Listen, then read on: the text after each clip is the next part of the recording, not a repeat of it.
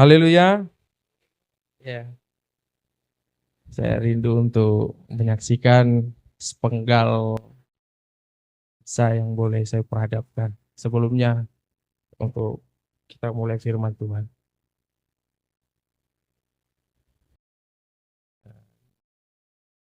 Kemarin kita satu keluarga diperhadapkan sama situasi sakit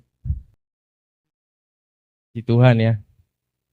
Dari mulai istri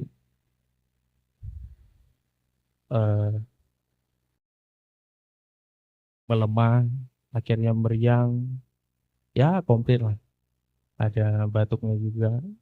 Kemudian disambung Kevin, terus saya sendiri, akhirnya Dopo juga kena.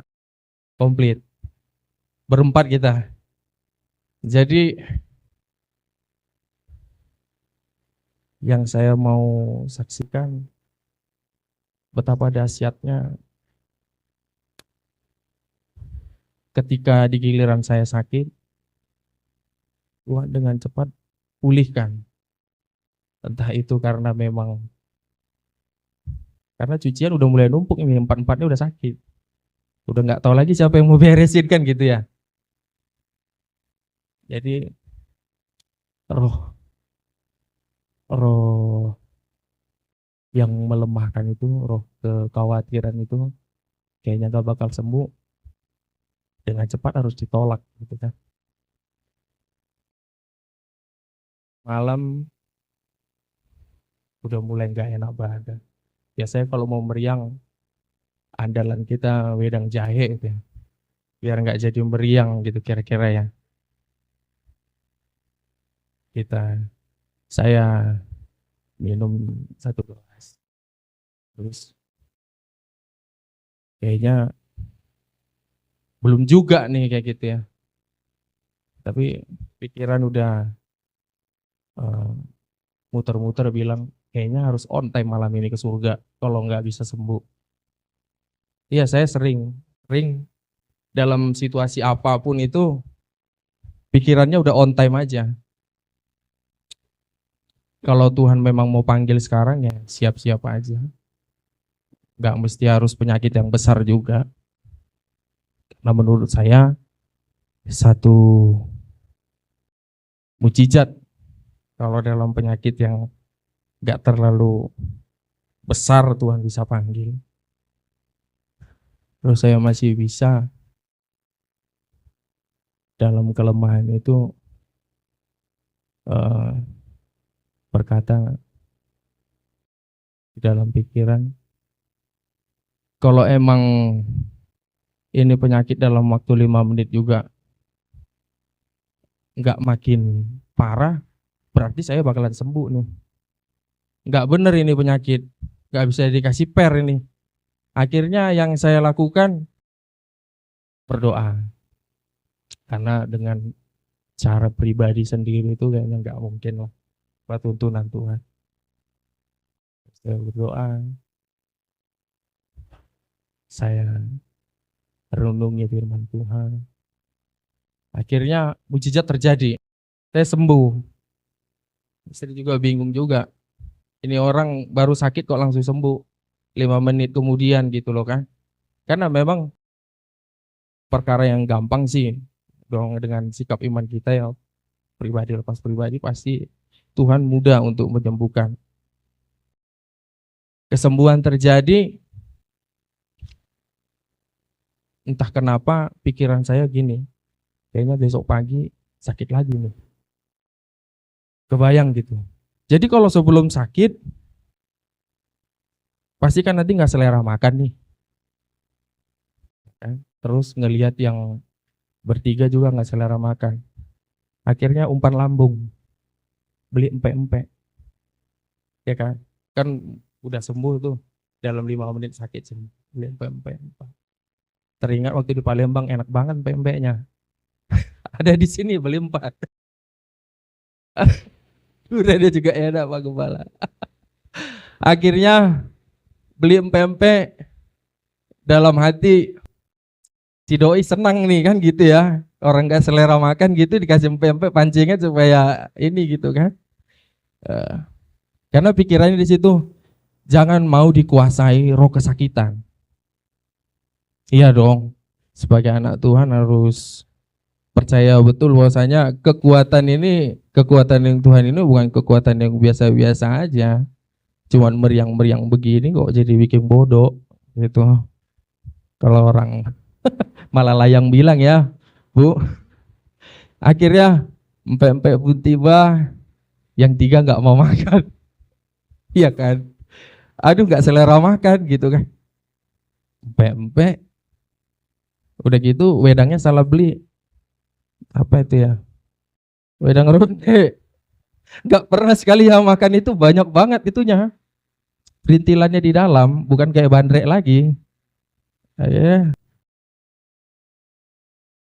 ini kalau nggak dihabisi rezeki kebuang nih sia-sia gitu kan. Kita hantam lah empat pempek itu sendiri dengan cara ini kan, secara seksama, gang seksama. Udah gitu di jam 3 bukan meriang, kolesterol naik, jegang leher. Teringat beberapa tahun yang lalu pernah stroke, tapi Tuhan selamatkan secara singkat juga. Duh, ini kok ada kayu di dalam leherku gitu loh. Aduh, ini meriang nggak dapat kok jadi kolesterol. Aku teringat, wah, empek-empek ini kayaknya biang keroknya gitu ya. Akhirnya berdoa lagi. Tuhan, maafkanlah anakmu ini. Terlalu kedagingan makan empek-empek sampai 4. Sebenarnya sih kalau dengar sih dengar, cuman mungkin pura-pura budek aja. Tuhan bilang makan 1 aja lah. Cuman nggak kedengaran waktu itu. Karena saking enaknya cukonya gitu. Ngebayangin besok sakit ini gak bakalan selera. Puji Tuhan, habis kolesterol naik, meriang, berempat kita lemah gemulai. Akhirnya teringat awal mulanya makan obat yang biasa. Apa itu obatnya ya? Ada di meja tuh. Panadol. Terus kayaknya nggak ampuh. Teringat sama Tante Tea, Neoratin. Terus searching dulu. Kali-kali aja nanti salah aliran obatnya. Akhirnya lihat, wah benar ini ada anti nyerinya. Bolehlah, karena di letut itu kayaknya nggak bisa berdiri lagi, udah lemas. Itu, jadi emang benar-benar terpuruk lah. Minum obatnya, nyerinya hilang, batuknya selamat datang. Waduh, ini kok tutup bocor 1, keluar bocor 2 nih. Puji Tuhan, kita tetap nggak mau ngalah. Beli daging B2. Katanya kalau makan B2 bisa naikin stamina katanya. Akhirnya dengan harapan juga yang 3 mau. Ternyata sampai di rumah cuman saya juga yang makan. Yang 2 nggak biasa kali ya kita makan. Di dalam kesesakan itu, di dalam kesakitan itu, berusaha untuk sembuh, tapi lewat perkenanan Tuhan. Puji Tuhan, Tuhan kasih hikmat. Kalau mau sembuh, makanlah obatnya, tapi jangan berlebihan. Contohnya empek-empek tadi. Biar jangan tambah penyakit, tutupi penyakit yang satu. Jadi terima kasih buat hikmat Tuhan supaya nggak kedagingan makanan lagi. Soalnya udah terlalu melambung ini kayak. Ya, haleluya. Kita masuk dalam firman Tuhan. Kita boleh buka Lukas pasal yang ke-22 ayat 42. Untuk menghargai firman Tuhan kita boleh bangkit berdiri. Kita baca bersama-sama. Lukas 22 ayat 42. Satu ya. Ya Bapakku, jikalau engkau mau, ambillah cawan ini daripadaku. Tetapi bukanlah kehendakku, melainkan kehendak-Mu yang terjadi. Haleluya. Haleluya. Ya. Banyak orang sering salah mengartikan tentang iman. Ya, seperti iman yang saya katakan tadi. Saya udah mentargetkan bahwasanya ketika saya sembuh, besok bakalan saya rontok lagi. Jadi waktu ini juga saya harus makan empek-empek ini. Supaya nanti kalau nggak selera makan, udah ada persediaan di dalam. Itu akal-akalan saya. Bukan maunya Tuhan, kedagingan saya. Bahwa apa yang didoakan dengan iman, hal itu akan terjadi. Kita semua percaya pada mujizat Tuhan. Tetapi kita juga harus takluk pada kehendak dan kedaulatan Tuhan. Dengan demikian, kita seharusnya berdoa seperti Tuhan Yesus berdoa. Ya Bapakku, jikalau engkau mau, ambillah cawan ini daripadaku. Tetapi bukanlah kehendakku, melainkan kehendak-Mu yang terjadi. Secara sederhana, iman adalah percaya bahwa Allah itu berkuasa untuk menolong kita. Siapa yang percaya setiap pergumulan, setiap perkara, proses yang boleh terjadi, Tuhan boleh tolong. Siapa yang percaya setiap proses kalau belum disukseskan Tuhan,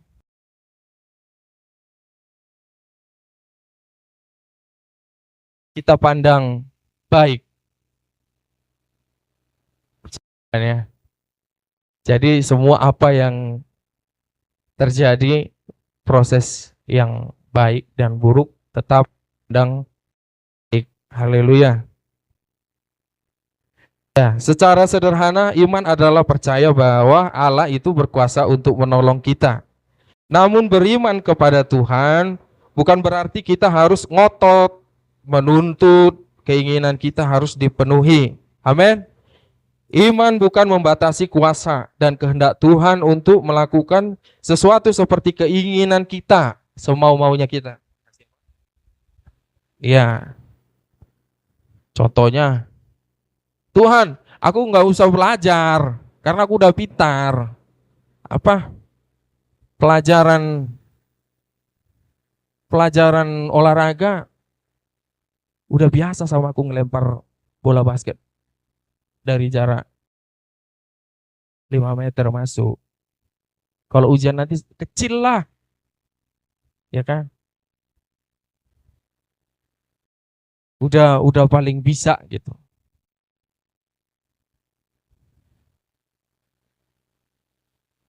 Iman bukan membatasi kuasa Tuhan dan kehendak Tuhan untuk melakukan sesuatu seperti keinginan kita. Iman adalah percaya bahwa Allah sanggup melakukan kehendaknya atas hidup kita melalui cara apapun. Siapa yang pernah merasakan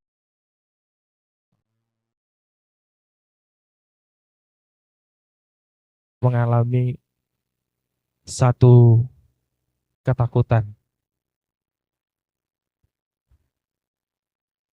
Atau semuanya udah pada berani ini? Takut gagal gitu loh. Takut nggak sembuh. Takut apa ya? Takut apa yang dikerjakan nggak berhasil gitu loh. boleh sih kita khawatir. Tapi kayaknya nggak boleh terlalu meresapi khawatirnya. Dalam arti kalau sikap pribadi saya bilang sesuatu yang sudah merupakan eh, pola dalam menantikan proses Tuhan terjadi sebagai kehendak di dalam eh, tujuan kita, kita sepatutnya untuk tidak khawatir lagi. Baik itu berbuah manis ataupun pahit. Siapa yang setuju? Kehendak Tuhan itu harus manis-manis aja gitu loh. Siapa yang nggak setuju? Kehendak Tuhan itu nggak boleh pahit, ya kan? Mungkin ada yang dalam perjalanan menuju ke gereja bersenggolan kali di jalan gitu ya. Naik motor gitu di Gojek. Kan. Terus dalam perjalanan itu dia karena robot dia marah. Tentu dia merasa itu pengalaman yang pahit. Karena menurutnya apa? Dari rumah dia udah mempersiapkan pribadinya. Dia udah berdoa gitu loh. Dia udah membayangkan eh, yang terbaik lah jalan untuk ke gereja ini menuju ke rumah Tuhan. Nggak taunya di dalam perjalanan dia ketemu sama orang yang kurang berhati-hati katakanlah.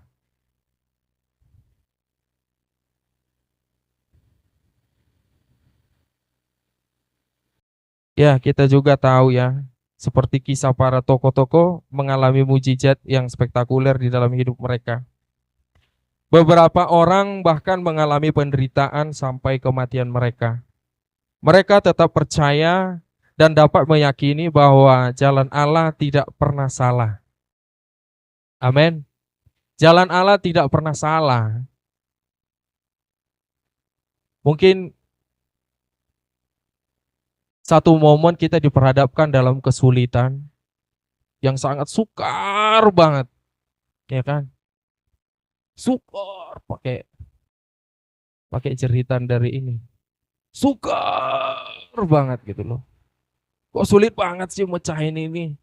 Situasi ini kok begitu menegangkan sampai kegairahan kita untuk menatap kemenangan yang dipersiapkan Tuhan itu kabur gitu. Seperti penyakit tadi kan.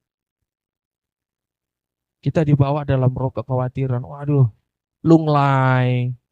Sehingga kita tidak menatap bahwasanya karya Tuhan indah di ujung sana. Kalau saja kita tetap bersemangat, kita arahkan pikiran kita. Kita bersikap bahwa kehendak Tuhan itu kehendak yang terbaik. Haleluya. Tapi semua tokoh itu tetap percaya, ya, tetap percaya dan dapat meyakini bahwa jalan Allah tidak pernah salah. Wow, ya kan? Tidak pernah salah. Satu ketika saya pernah diperhadapkan juga dengan situasi ya seringkali saya pilih rumah makan yang nggak terlalu mungkin menurut orang kalau sepi kayaknya wah nggak laku nih rumah makan. Tapi kalau saya kebalik malah kayaknya ada sesuatu yang spesial juga di rumah makan ini gitu loh. Enggak juga. Akhirnya saya masuk parkir gitu kan. Parkir, memang itu rumah makan ini nggak ada tempat parkirnya. Parkir aja lah di pagar-pagar rumah orang, ya kan. Kelihatan yang penting pagar itu nggak akses keluar masuk yang punya rumah lah, gitu kan. Baru masuk, baru masuk pesan makanan, siapkan. Terus yang punya rumah makan bilang, "Eh, Pak, jangan parkir di situ Pak," katanya, ya kan. Kenapa? Itu mobil habis ntar dibuat sama punya rumah sebelah kata dia. Dia jagoan di sini katanya. Oh gitu.